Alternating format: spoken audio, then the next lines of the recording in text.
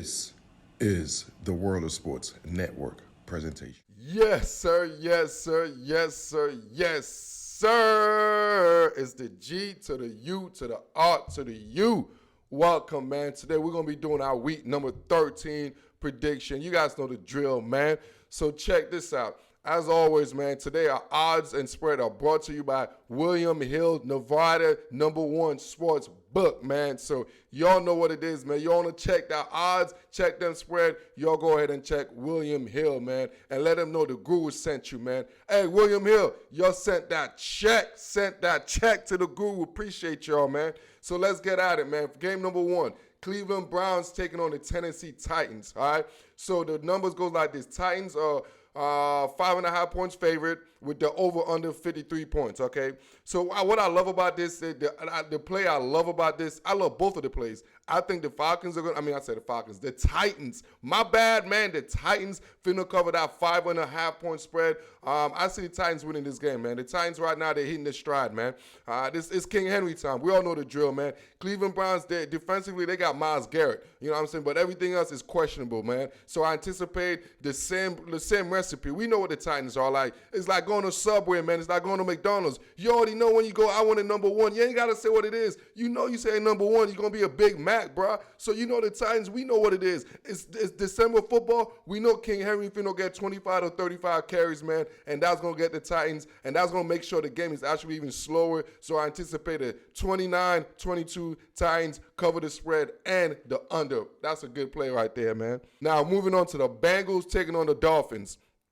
First of all, I don't like anything about this spread right there. 11-point spread. Frankly, the Dolphins, Tua is going to be out, so expect Fitzmagic to be the starter. So, and that's another thing. You all should get used to hearing that. I think that's going to be Tua's career right there. Every 4 or 5 weeks, he's going to be like, his Tua's going to be questionable. It's going to be this and that.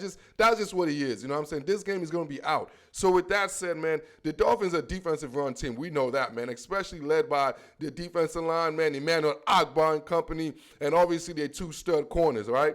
But one thing I love about the Bengals, I think that I could make this an interesting game, even though I don't think they could win this game, but just make it interesting. It's just the dynamic they have as far as personnel. I love me some Tyler Boyd, man, and I think his skill set is definitely one of the weak links as far as the Miami Dolphins defensively. I think it's kind of their slot position. So as far as their slot and their safety position. So, and I like young boy over there, T. Higgins. So I think the Bengals are going to keep this closer than that 11-point spread, but I anticipate the Miami Dolphins just walking them, tearing them down, winning 25-16, Dolphins 25-16. And I love the underplay, which is 42.5. I love the underplay as well, and I love the Bengals to cover the 11-point spread. So take that straight to the bank. Colts taking on the Texans.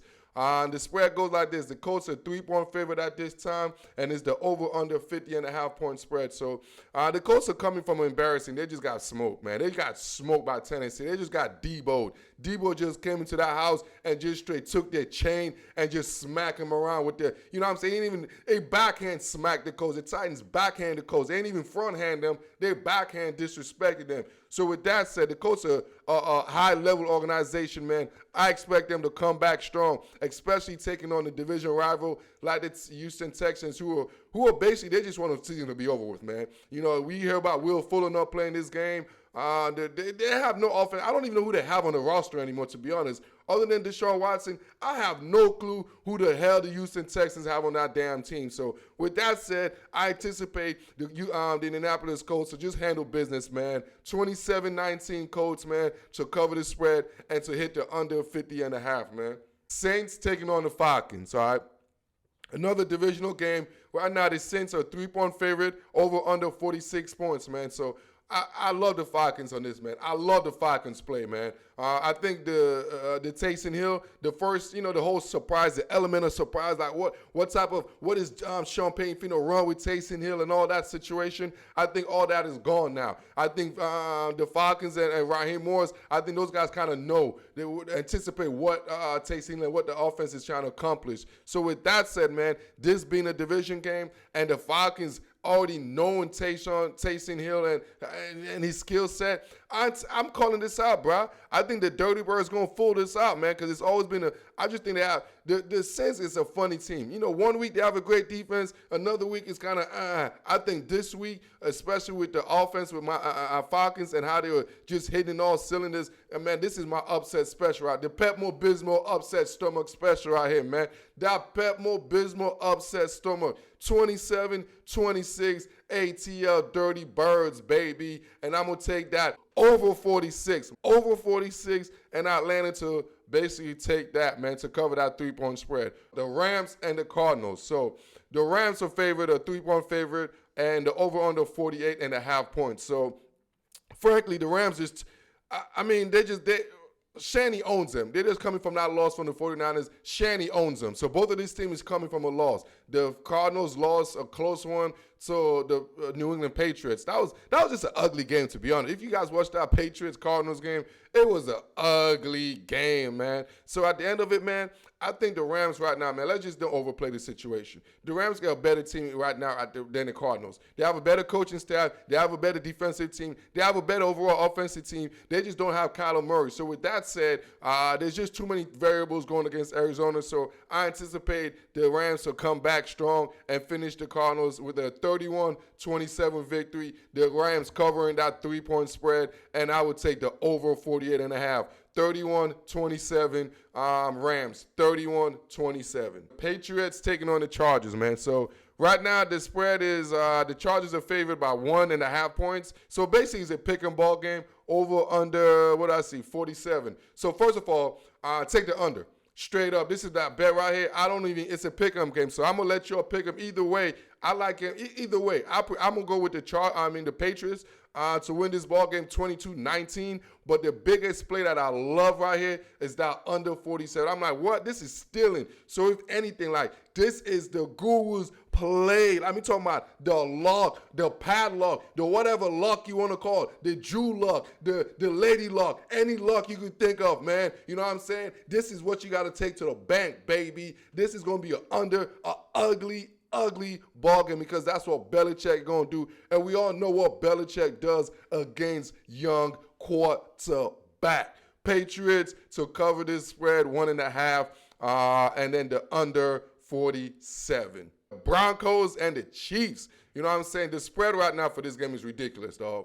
It's 13.5 point spread. Let's just be real. I know the Broncos are in shambles and all this and that.